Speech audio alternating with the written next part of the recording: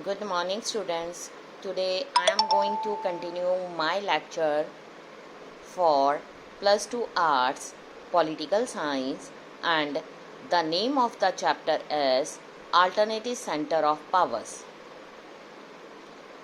As all of you have already learned about European Union, now let us discuss with the new topic Asian, South East Asian nation. Asian जो था establish in 1967 और 5 countries ने join करके इसको establish किया. वो countries थे Indonesia, Malaysia, Philippines, Singapore and Thailand. इन्होंने एक ट्रीटी को साइन किया, बैंकॉक डिक्लेरेशन.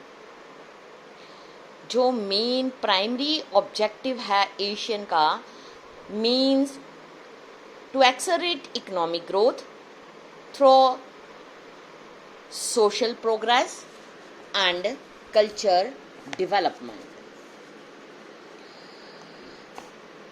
सेकेंडरी ऑब्जेक्टिव था प्रमोट रीजनल पीस, स्टेबिलिटी, जो कि बेस थी rule of law, principle of United Nation charter.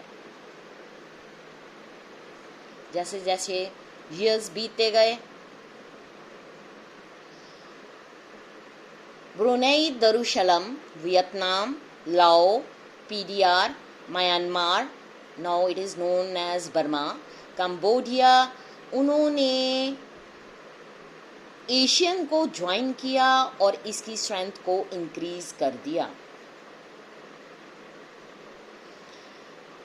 European union की तरह ही जो एशियन कंट्री थी उनमें लिटिल डिज़ायर थी for super national structures and institutions. जो एशियन कंट्रीज़ है उन्होंने सेलिब्रेट किया ASEAN way. It is a form of interaction that was informal, non conformist and cooperative. इनका मेन एम था रिस्पेक्ट फॉर नेशनल सॉवरेनिटी. ये main functioning of ASEAN था.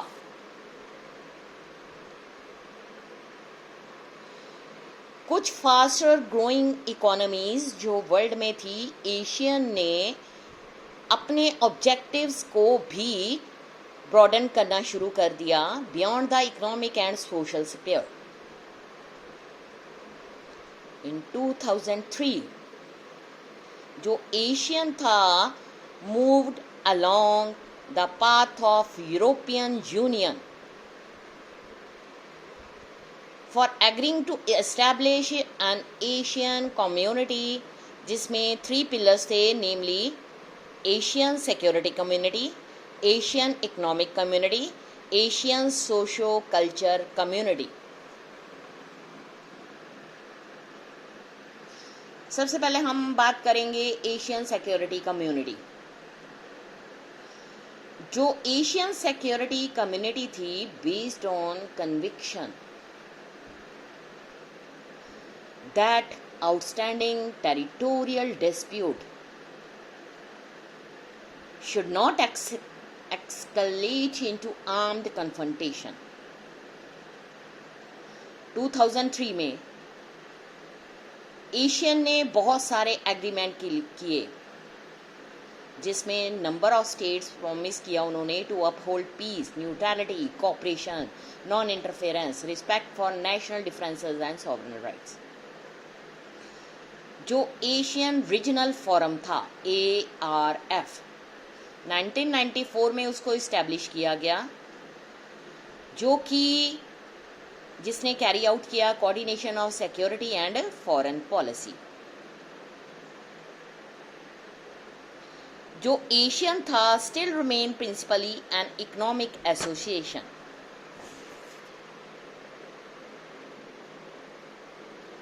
while the Asian region as a whole, ये काफ़ी smaller economy है जब हम इसको कंपेयर करते हैं यूएस से, यूरोपियन यूनियन से, जापान से.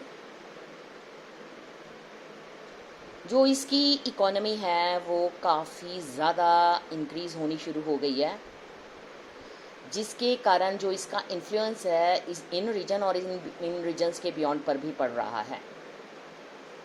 सो the objective of ASEAN economic communities to create a common market, जिसमें जो प्रोडक्शन है base within ASEAN state, और एड प्रोवाइड करनी social and economic development in these regions. जो इकोनॉमिक कम्युनिटी है would also like to improve the existing ASEAN dispute settlement mechanism, ताकि जितने भी इकोनॉमिक डिस्प्यूट्स हैं उनको रिजॉल्व किया जा सके.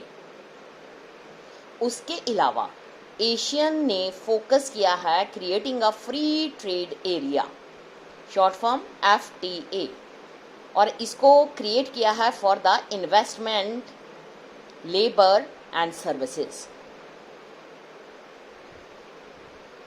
जो US एंड चाइना है उन्होंने already moved fast to negotiate FTAs with Asians.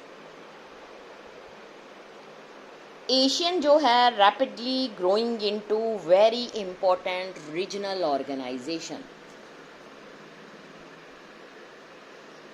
It's vision जो है 2020 उसको डिफाइन किया गया है an outward looking role for ASEAN in the international community. This build on the existing Asian policy to encourage negotiation over conflicts in the region.